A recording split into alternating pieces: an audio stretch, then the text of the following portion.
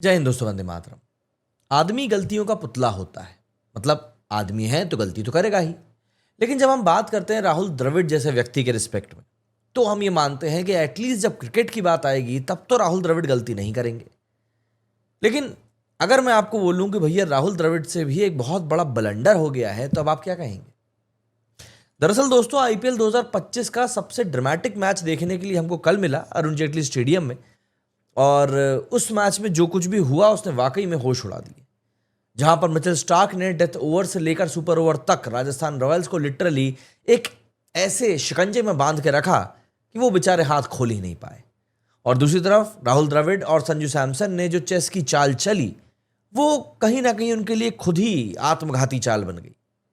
Rajasthan Royals के fans का जो मूड है वो पूरी तरीके से बिगड़ गया और डीसी के फैंस के मीम फैक्ट्री चालू हो गई। भाई हो भी क्यों ना, टीम लगातार जीत रही है और कितना शानदार खेल रही है। वहीं क्रिकेट एक्सपर्ट्स भी सर पकड़कर बैठ गए राहुल द्रविड़ के फैसले को लेकर।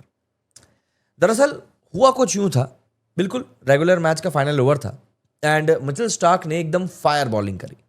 9 ओवर चाहिए थे, 9 रन चाहिए थे मैच को जीतने के लिए, और बंदे ने जो मैच निकाला है।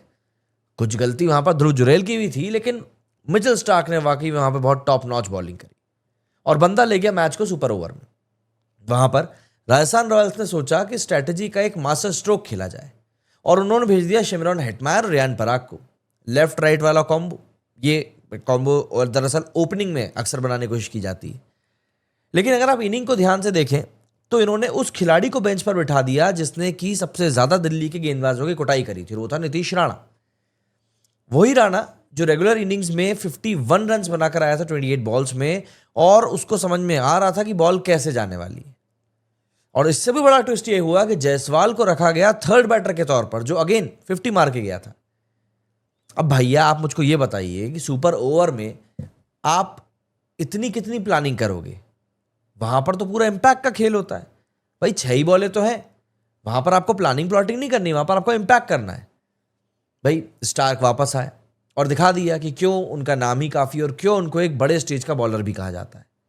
सिर्फ 11 रन दिए अपने ओवर में, और उसमें भी पराग और जायसवाल को रन आउट कर दिया बैक टू बैक। मतलब ये लोग 6 बॉल भी पूरी नहीं खेल पाए। ऊपर से जब डीसी की बैटिंग आई तब ओवर डलवा दिया संदीप शर्मा से।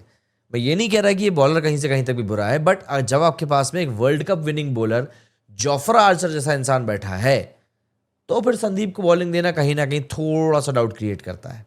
क्योंकि संदीप के पास वेरिएशंस तो हैं, बट वो स्पीड नहीं है। और जब बैट्समैन सिर्फ और सिर्फ कूटने के लिए जा रहा हो, तब तो फिर वो इंतजार में ही रहता है कि भैया करो तुम वेरिएशन, मैं तुमको बताता हूं।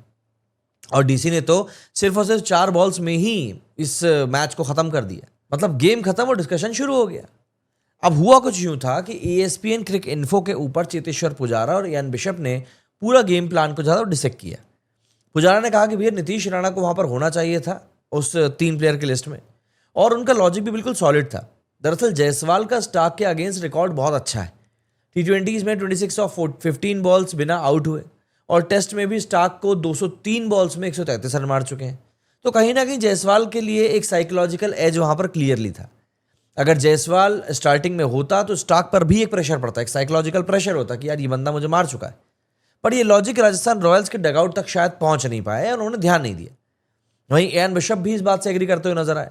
उनका कहना था कि जायसवाल को तो ओपन करना चाहिए था सुपर ओवर में, लेकिन साथ ही बॉस उन्होंने कहा कि मुझे राणा भी पसंद है, उसकी टाइमिंग और स्किल सुपर ओवर के लिए बहुत परफेक्ट थी।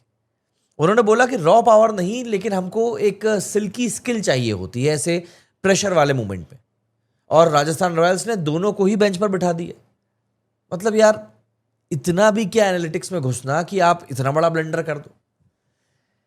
अगर हम लोग बात करें तो इस मैच के बाद आरआर की जो हालत है वो थोड़ी सी नहीं, काफी अच्छी नाजुक हो चुकी है। टेबल पे 8th पोजीशन है। 7 मैचेस में से 5 मैच ये लोग हार चुके हैं, सिर्फ 2 ही मैच जीते हैं। मतलब टीम सिलेक्शन हो या फिर गेम की फिनिशिंग, सब कुछ द्रविड़ और सैमसन के हाथ से निकलता ही जा रहा है। ऊपर से DC top of the table, 5 जीत सिर्फ 1 हार। मिचेल स्टार्क ने लिटरली उनकी सुपर ओवर सीट, मतलब सुपर ओवर बोल रहा हूं मैं, प्ले ऑफ सीट जो है वो लिटरली कंफर्म कर दी। तो ये सुपर ओवर के नाम पर राजस्थान रॉयल्स ने सुपर ब्लंडर एक तरीके से कर दिया है, और स्टार्क ने तो लिटरली बोल दिया है कि भाई ये तो सिर्फ वार्म अप था। अब आप मुझे बताइए कि आपका इस बारे में क्या कुछ कहना है? कि आपको भी लगता है कि राजस्थान ने ब्लंडर किया है? कमेंट्स करके बताइएगा, नीतीश राणा को भेजना चाहिए था या नहीं, जायसवाल स्टार्टर होने चाहिए थे या नहीं। लाइक ज़रूर करिएगा अगर वीडियो पसंद आया है और शेयर भी कीजिएगा। मेरे इस वीडियो में फिलहाल इतना ही। जय हिंद, जय भारत।